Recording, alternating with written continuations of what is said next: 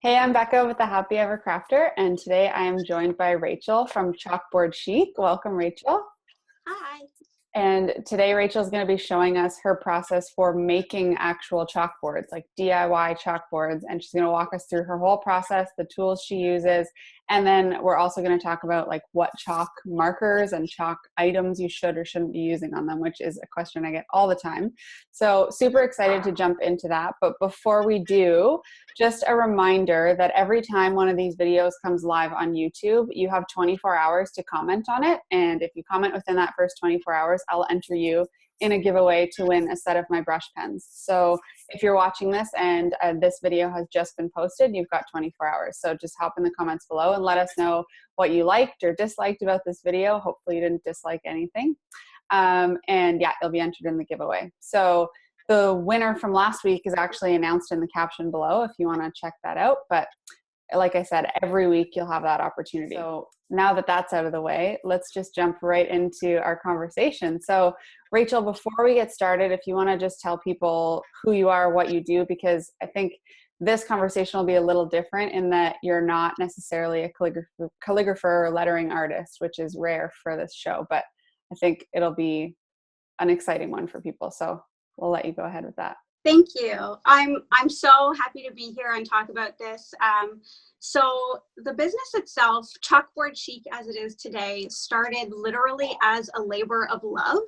I decided to make chalkboard wine glasses and then subsequently chalkboards for my wedding 4 years ago. Well, I guess 2 years ago, but engaged 4 years ago. So I started as a DIY project. I had no aspirations to start a business out of it. I've just always kind of been crafty, so I've enjoyed that part of it and knew that I wanted something crafty as part of our wedding. But really, I'm one of those DIY wedding turned business success stories that I was able to turn something into what is now my full-time job. So I now make chalkboards for a living, which is kind of hard to believe. I feel really like so lucky that this is something that I'm able to do.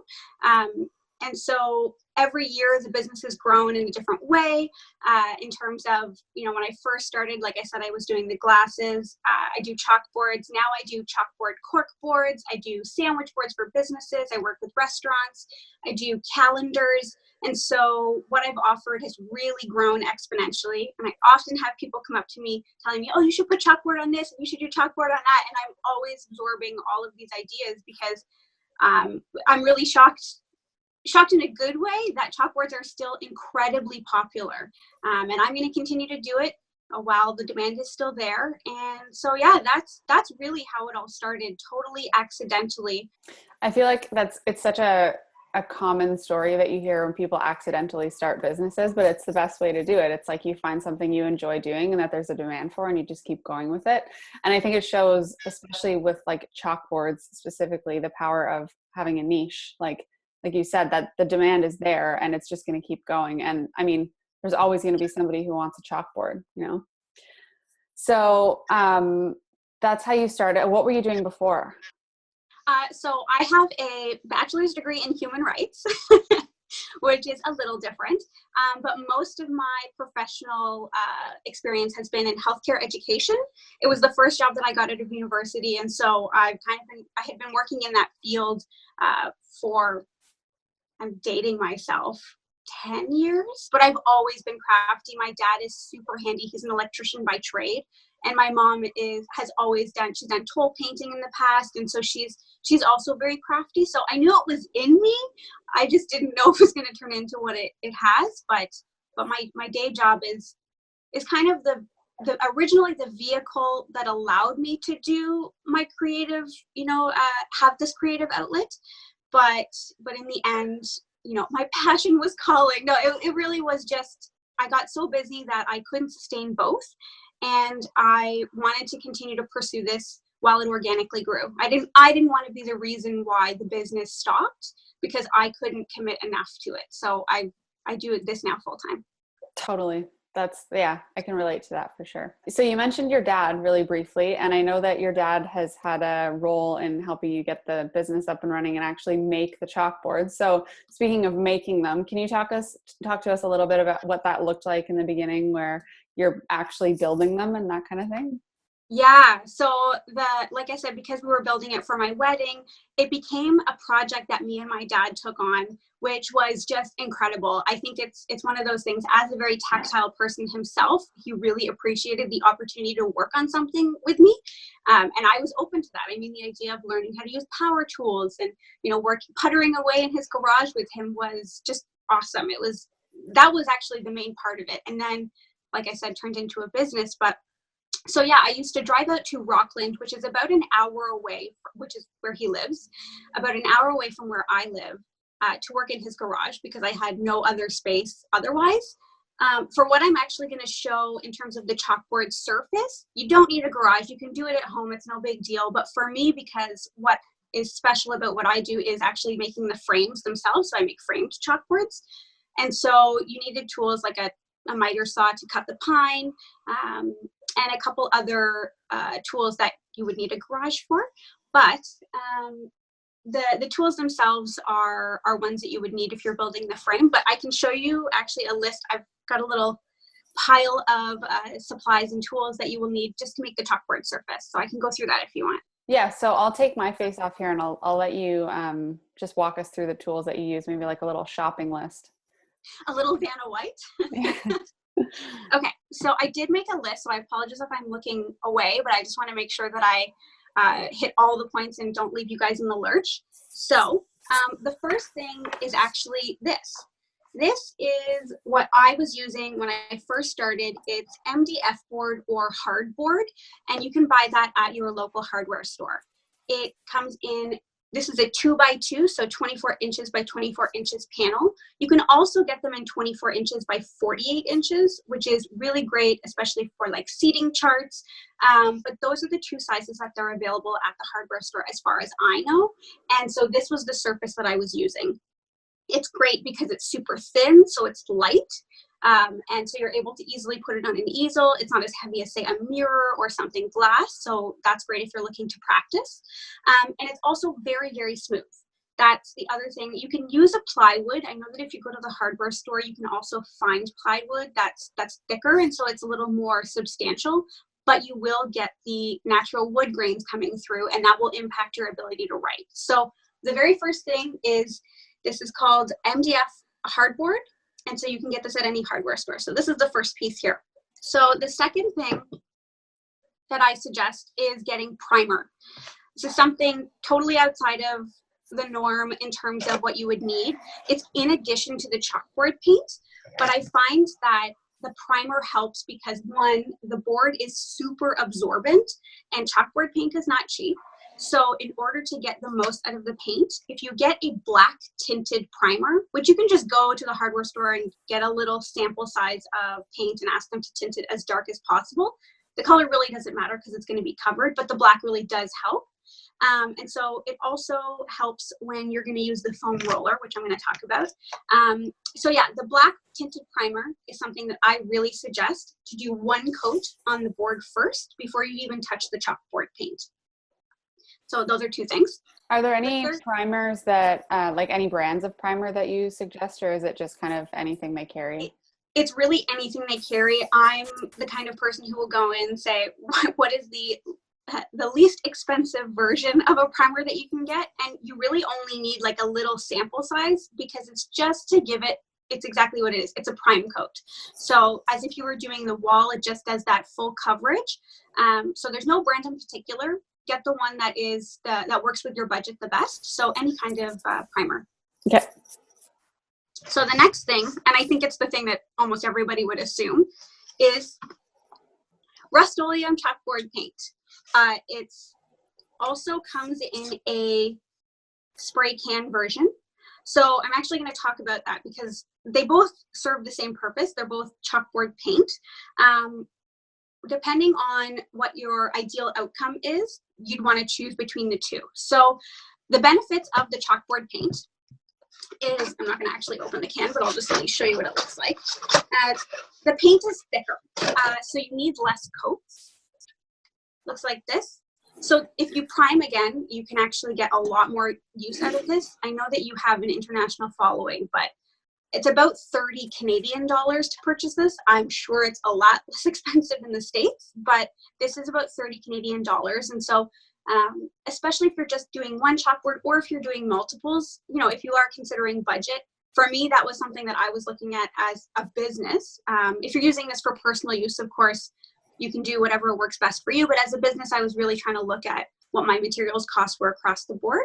So the chalkboard paint is great because it's super thick. So you need less coats and it's a little bit more durable. The alternative to that is the spray paint, which I know a lot of people also use as well. But the only challenge with the spray paint, well, I guess the two challenges with the spray paint is, one, you need a space to be able to spray it. So if you're in Canada in winter, you're not necessarily going to be able to spray this outside because it's too cold, or inside because it's inside. So the chalkboard spray paint is a little problematic if you don't have access to either a workshop or it's nice out all the time. And also you do need more coats because it's a lot thinner. You wouldn't want to be spraying, say, super close. You do want it to be a little bit further away, which just means the spray is spread a little thinner. So you would need multiple coats for that. The benefit of this is that it's very smooth. You don't need an additional tool, which is a foam roller, which again, I'll mention in a second. So you really only need this. You don't need any supplemental materials to use with it. The fourth thing, and almost the final thing, is, like I said, the foam roller. This I just picked up at the local dollar store. So I'm a budget person, if you hadn't noticed, but I think it's important that if you're doing something like this, then you just try to work with the budget that you have. And so this foam roller is great because it allows the chalkboard paint to roll on very smoothly.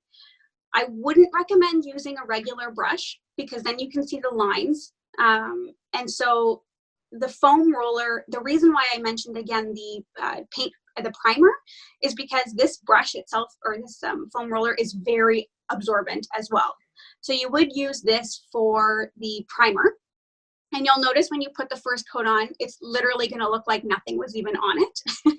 But it works really great. And so that also helps if you're using the roller. So the foam roller is what I recommend as the tool to put any chalkboard paint on any surface, basically.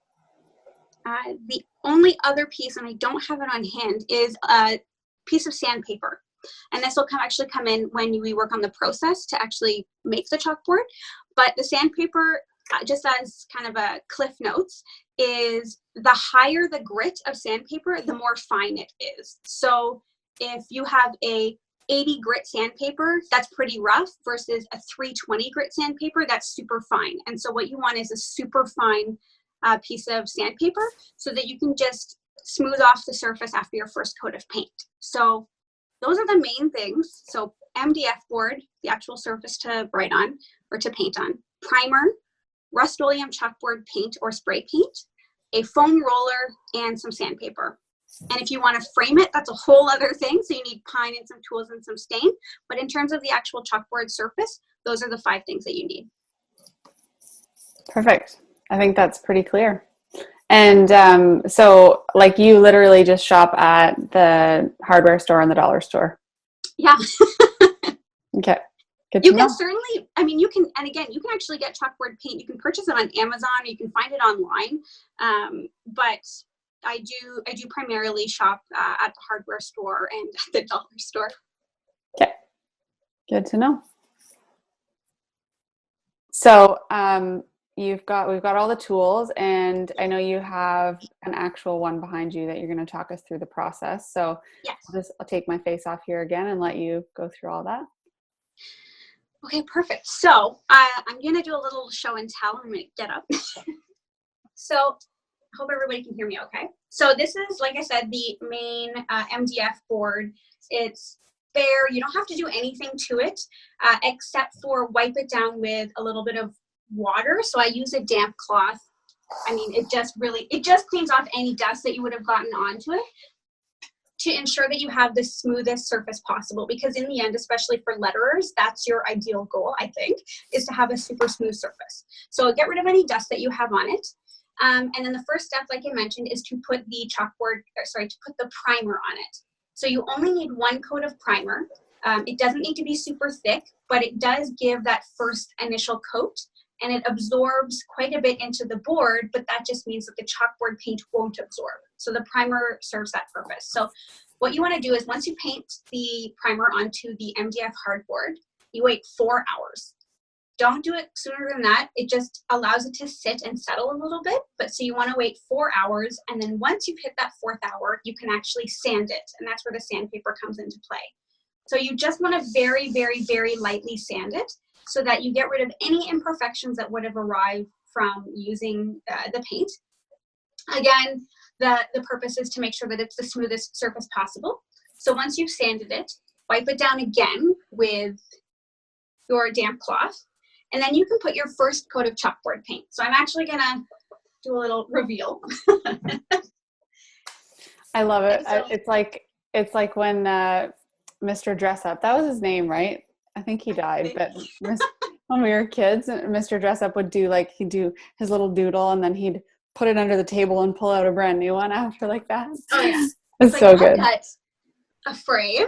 I've got a couple of things just like hiding around, but so this is the chalkboard surface. So this one I've already done. I put 2 coats of paint on, but essentially the primer, then you wait 4 hours, you sand it, and then you can put your first coat of chalkboard paint, and then you wait another 4 hours.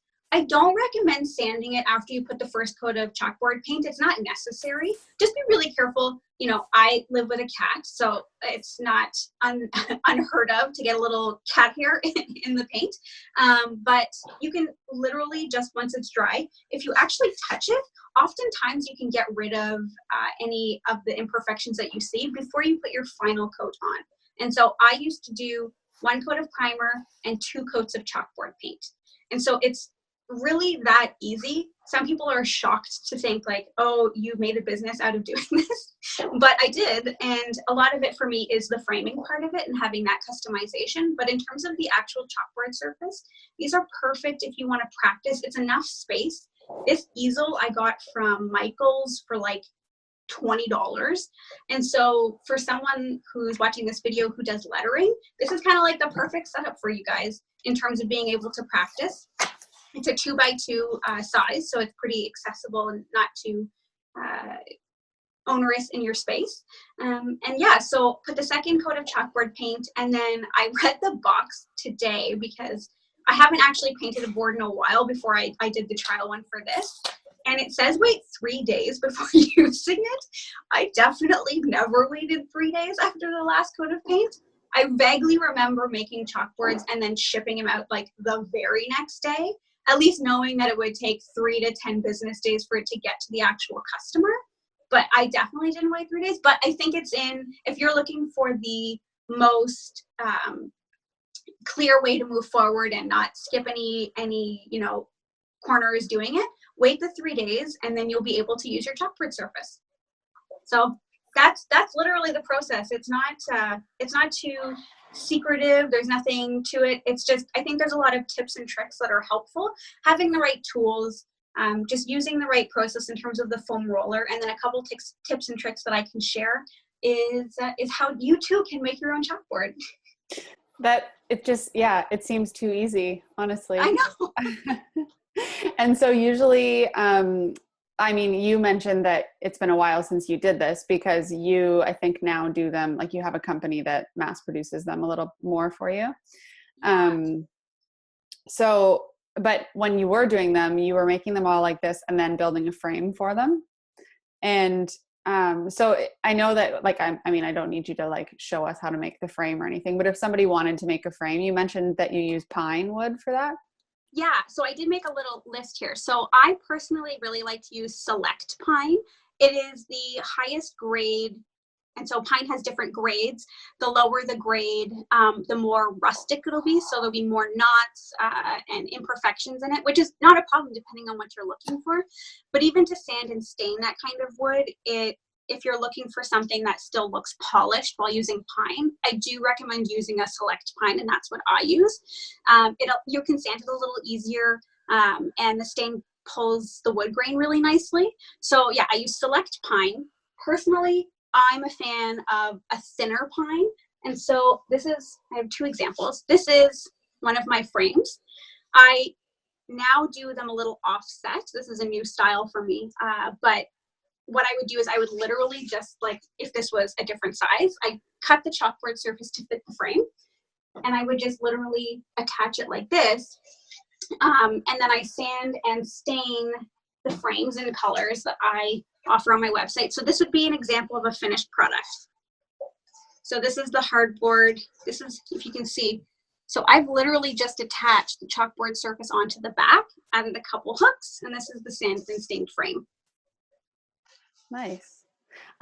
So I think most people in my audience would be wondering what pens and chalks and stuff would be appropriate to use on those chalkboards. So if it's an MDF board and painted with the Rust-Oleum paint and the exact process that you just went through, what do you recommend people use on them?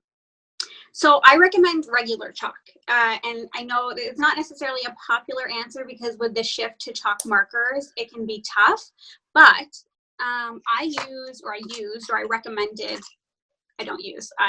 never lettered. I've heard that the Crayola chalk is great. So the tip that I find, and again, I don't want to get too much in the territory of actual letterers because I know you guys all have your own tips and tricks on what works best in terms of tools. But this, as an example, is something that I would have provided to a client when they purchased a chalkboard. So it's a little piece of sharpened chalk that they can use, and with some care instructions. So, sorry, I'm dropping everything. I don't know if you can see this. Mm-hmm. So it's a little care document, passport, whatever you want to call it, that you're able to, describe what's good, what you shouldn't use, what you should avoid. But for me, for these painted surfaces, a regular piece of chalk that can be sharpened or not is the best thing to use. I know that I was actually watching the one that you had with Valerie McKeon recently, and a lot of the stuff that she said is exactly the stuff that I would recommend as well. So seasoning the chalkboard is something that can be super important in terms of preventing what's called ghosting.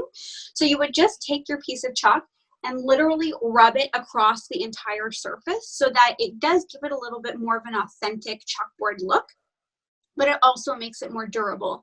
So for anybody who hasn't seen that other interview with Val, it's from Val of Lily and Val, or Valerie McKeon. She has two Instagram accounts, but she's like famous for her chalkboard lettering. And so she walked us through a whole lesson of how she does that. So she showed us how to season it and what tools she uses for that. So for sure, check that one out. Yeah. You look at this one to make the chalkboard and then watch hers about how to use the chalkboard. Exactly. In terms of the chalk, yeah. So regular chalk is best.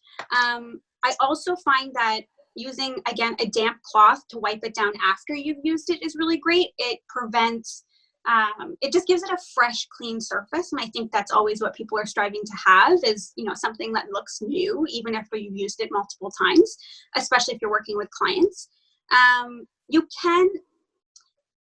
You can use chalk markers on these. I was going to say, Rachelle, I'm not going to lie to you. I want to know about using the markers on them because I rarely use actual chalk. We're just going to cut right to the chase here. So I'm like, how do I couch this in a way that's helpful? So you can use chalk marker, but if you want to reuse it, you are probably going to have to put a fresh coat of paint on it. That's not the ideal scenario, but my favorite brand is Bistro chalk marker. Again, I'm not a letterer, but when I'm using it for personal use, I really love these pens, and the fine ones are great. The tip that I will recommend is a magic eraser. A lot of people that I've talked to, they'll use their board, they'll get frustrated because they will have written on it and then they can't change it. Welcome to our kitchen is permanently on their board, even if they've moved it to their office. So the magic eraser is great because it's it's meant to remove scuff marks from paint, and chalkboard paint is paint. And so similar to a wall, if you get marks on it, all you need to do is dampen it and wipe it. You can scrub pretty aggressively because you have put 2 coats of the chalkboard paint on it. It won't really ruin the board, not as far as I know. But if you wet this and wipe it down, it will remove a lot of it. If you've had something written on there for weeks or months, you're still going to see a faint line. But in that case, then I would recommend actually painting over it one more time. But you have a whole can of chalkboard paint, so it's not actually that bad. And that's where you can get the multiple uses out of the can. You have already purchased all the supplies. You don't need anything new. So it's just literally putting a fresh coat.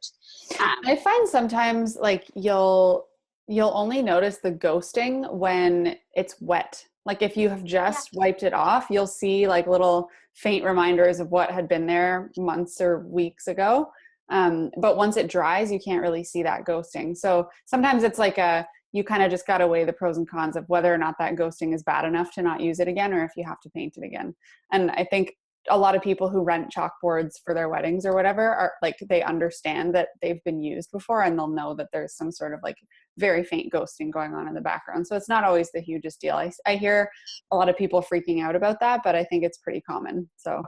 And just a little bit of science behind it is paint is porous. It's going to absorb any liquid that you put on it. So if you put a solid white colored liquid marker on it, that is going to just soak right into the surface. So if you use a multicolored chalk marker, that kind of thing, that's just the nature of paint. So if you do use the paint, it's susceptible to actually absorb any of the liquid that's put on it. But yeah, I mean, using a damp cloth is great. Also, like I said, seasoning it, even if you're going to use a chalk marker, is also helpful as well. And again, like you just said, if somebody's using it for one-time use, if you're working with a wedding client or you're working with, signage for an event, oftentimes those are only one-time use. For me, it's kind of shifted. My target demographic are people who want these for their homes. So it's multiple use. I actually don't work with a lot of brides or weddings because honestly, I don't know if my price point aligns with what they're looking for because I have changed the type of surface that I'm working with. But if you're looking for one-time use, there is absolutely nothing wrong with using a chalkboard paint and then just freshening it up again. I mean, I did this for 2 years. I sold chalkboards now for 4 years, but for the first 2 years of the business, I was painting all of them. So there's a lot of painted chalkboards out in the homes. Yeah, for sure. I think there's a bunch of ways you can go about it, but I think people will also wonder about using water-based paint pens on there as opposed to just chalk markers because they don't smudge quite as easily. And I think to answer that question easily, it'd be kind of the same idea where you'll probably have to paint over it again. The only ones that I've found not to use on chalkboards are oil-based paint pens because you actually have to use acetone to get them off, which obviously takes the paint off as well. So just don't use them. There's no point. And I guess if you want to use a Sharpie, like a white Sharpie, that would be a way to make it permanent because I know that there's also been questions about setting it. And so chalk markers are also problematic because as soon as you wipe it down, it kind of does go away a little bit. So you're not getting either desired effect. The regular chalk will wipe right off. Chalk marker will wipe off a little bit. But if you want something that's permanent, you could probably use a white Sharpie marker and then that won't come off at all. So that would give you the kind of chalk look or the chalk lettering look. But it will be permanent. Yeah, you just have to be aware of what the desired use of it is if the person wants to keep it forever. Speaking of making it permanent, I know that you put some like designs on some of them and you'll put like calendar markings and stuff on those. So how do you do those? Actually, that probably brings us into like just about your new process of how your chalkboards are made now. Yeah. So for me, I'm always going to have a physical product and the physical chalkboard. But for me, because I also make the frames, I physically couldn't meet the demand of not only painting all the chalkboards with the process that I just explained, and then also hand making all of the frames. I've been so fortunate for it to grow so exponentially. But so what I ended up doing was it took me 2 years to find a supplier, a manufacturer of chalkboard surfaces And the intent wasn't necessarily to change anything except for the fact that I would have to do one less part of the process. But what that turned into was I was able to access a liquid chalk marker compatible surfaces. So all of the chalkboard surfaces that now I provide within my frames, you can use liquid chalk marker and they will totally erase with just water. They're never going to leave any ghosting marks. You don't need to season the boards.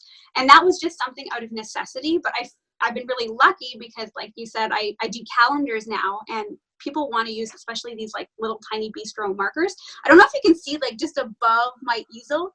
So I have a yearly calendar behind that, and there's no way you're writing anything unless you use a marker this size. But so I've been able to use the calendars, use the chalk marker compatible boards with the calendars. So I've been really lucky that way, but it really just stemmed from a necessity standpoint. And there is absolutely nothing wrong with using these boards. For me, it was just to be able to use the chalk marker on them was a side effect of getting them from a manufacturer. So they're more like the plasticky type that you see now, like they're, yeah. And actually, so if you can see, like this is a little shiny. This is my new surface. And so that's, you can see this is more of a matte finish and honestly more of a genuine chalkboard look. I'm very transparent on my website that what you're getting is a like modified surface. It's not an actual like chalkboard.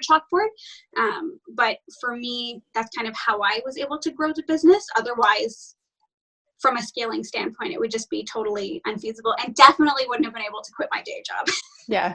Yeah. Okay. So I know we've been talking a lot about what's in your shop and stuff like that. And I know that you said you would make us a coupon code for anybody who is looking for them. So actually, just before we say what the coupon is, do you ship them internationally? I ship them across North America. Okay. So I'm actually, and I only say this because I can't believe it and I've worked so hard, but I'm the top Canadian chalkboard seller on Etsy. So it's so incredible. Awesome. Again, it's so hard to believe, but so in terms of any producer in Canada, I'm the top chalkboard seller. In the States, there's like no competition. There's people with like 25,000 sales, but they've been obviously well established. But yeah, I direct most people to my Etsy page because that's where I have my full collection of products. I do have a standalone website, but I really don't use it as much as I should. So I really do drive traffic to Etsy because I think that it's been great for me. And so that the coupon code will be eligible for my Etsy website. Okay. So what is your Etsy website? I'll put it up on the screen. It's chalkboardchic.etsy.com. Chic is spelled the wrong way because when I first opened up an Etsy page, Chalkboard Chic spelled the right way was not available. So it's part of your brand. CHIQUE. Okay. And so the coupon code will be Becca20. Okay. And it's for 20%. Yeah, it's 20% off until April 30th. Yeah, April 30th. So hopefully enough time for someone to have a look at what I offer. If you want to make it yourself, I think that's amazing. And I think that's, as somebody who's doing lettering, this is perfect. If you're looking for something that's chalk marker compatible, I'm not trying to shamelessly plug, honestly, but if you are looking for something to practice on that's chalk marker compatible, I do offer those chalkboard surfaces, and that's why I wanted to be able to offer a discount as well so that it is more accessible. And plus you put all the, like I said, those fun designs on them and your calendar. I have a whiteboard calendar and people always ask me where I get it. So I know that if I had a chalkboard one, people would be going crazy for it. But I think other than that, unless you had anything else you wanted to cover, I think I'm a rambler, so don't let me start. No, this is perfect. Thank you so much for coming on, Rachel. I think this will be really fun for people. Absolutely. It does add a certain feel when you've done it yourself, and it is a great offering if you're going to be doing lettering on them to be able to say that you can provide the chalkboard too. 100%. Thank you so much for having me. I'm just so grateful to have the opportunity to chat with you and to have me on here. So thank you. It's my pleasure. Thanks for coming. So for anybody watching, last reminder, if you're checking out this video within the first 24 hours that it's gone live, make sure you comment below and just let us know what you liked or disliked about this video. And you'll be automatically entered in a draw to win some brush pens. And the winner will be announced next week. So thanks again, Rachel, for coming on, and we'll see all of you next week. Bye.